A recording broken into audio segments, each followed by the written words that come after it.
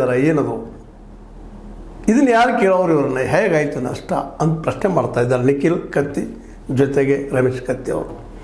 ಅದೇ ರೀತಿ Ghataprabha sugar factory ಎಂಥ ಅವನತಿಗಿತ್ತು, ಮೇಲಕ್ಕಿತ್ತು, ಅದು ಇವತ್ತು ಇನ್ನೊಬ್ಬರ ಕೈಲಿ ಯಾಕೆ ಹೋಗ್ತಾ ಇದೆ, ಯಾಕೆ ಅದು ಲಾಸ್ ಆಗಿದಲ್ಲ, ಏನು ಅಲ್ಲಿ ಕಾರ್ಮಿಕರ ಸ್ಥಿತಿಗತಿಗಳು ಏನು, ಯಾವ ಮಟ್ಟದಲ್ಲದ, ಇಡೀ ಅರಬಾವಿ ಭಾಗದ ಹುಷಾರಾಗಿದ್ದಂಥ ಆ ಕಾರ್ಖಾನೆಯನ್ನು ಇವತ್ತು ಈ ಹಂತಕ್ಕೆ ತಂದು ನಿಲ್ಲಿಸೋರು ಯಾರು ಅಂದರೆ ಹೆಸರು ಹೇಳಲಾರ್ದು ಇಂಡೈರೆಕ್ಟಾಗಿ ಅಟ್ಯಾಕ್ ಮಾಡ್ತಾ ಇದ್ದಾರೆ ಅವರು.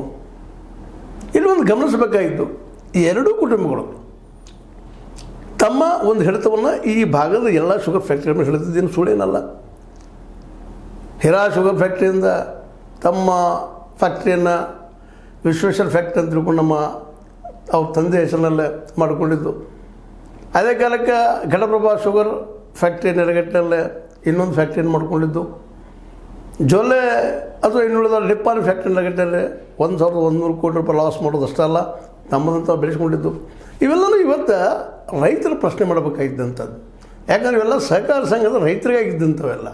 ಆದರೆ ರೈತರಿಗೆ ಪಾಪ ಆ ಶಕ್ತಿ ಇವತ್ತು ಉಳಿದಿಲ್ಲ. ಇದರ ಮೂಲ ಮಾಲೀಕರು ಯಾರಪ್ಪ ಅಂದ್ರೆ ರೈತರು. ಯಾಕಂದರೆ ಈ ಕಾರ್ಖಾನೆಗಳಿಗೆಲ್ಲ ಮೇನ್ ಏನಪ್ಪ, ಆಹಾರ, ಕಬ್ಬು ಬೆಳೆಯುವಂಥ ಈ ನಮ್ಮ ಸಹಕಾರ ತತ್ವದಲ್ಲಿ ನಂಬಿಕಿಟ್ಟಂಥ ರೈತರು ಅವ್ರು ಇದನ್ನು ಮಾಡಬೇಕಾಗಿತ್ತು. ಇವತ್ತು ಇವ್ರು ಮಾಡ್ತಾ ಇದ್ದಾರೆ. ಇವರೆಲ್ಲ ಶುಗರ್ ಫ್ಯಾಕ್ಟ್ರಿಗಳನ್ನು ಮಾಡ್ಕೊಂಡು, ಯಾವುದೇ ಶುಗರ್ ಫ್ಯಾಕ್ಟ್ರಿ ಇರಲಿ ಇವತ್ತು ಕೋಆಪರೇಟಿವ್ದಲ್ಲೇ ರೈತರಿಗಿಂತ ಹೆಚ್ಚಿಗೆ ಈ ರಾಜಕಾರಣಿಗಳ ಅವಾಗ ಭಾಳ ಜೋರಾಗ್ತಾ ಇರೋದು. ಇವತ್ತು ಆಗಿದ್ದ ಕಾಲ ಇಷ್ಟ, ಇದು ತಾರಕಕ್ಕೆ ಇರ್ತಾ ಇರಲಿಲ್ಲ, ಅದೇನೋ ಕಾರಣ ಗೊತ್ತಿಲ್ಲ. ಇವತ್ತೇನಾಗಿಬಿಡೋದಪ್ಪ ಅಂತಂದ್ರೆ ಪೂರ್ತಿಯಾಗಿ ಒಂದು ಗಂತವ್ಯಕ್ಕೆ ಬಂದಂಥದ.